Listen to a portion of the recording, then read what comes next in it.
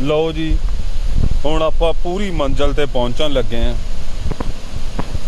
ਪੂਰੀ ਮੰਜ਼ਿਲ ਨਹੀਂ ਹੈ ਇਹ, ਹਜੇ ਹਾਫ ਤੇ ਸ਼ੁਰੂ ਹਾਂ, ਹੱਲੇ ਥੱਲੇ ਵੀ ਹੈਗਾ ਵਾ, ਪਰ ਉਨੀ ਹਿੰਮਤ ਵੀ ਚਾਹੀਦੀ ਹੈ ਨਾ ਥੱਲੇ ਜਾਣ ਨੂੰ। Very dangerous.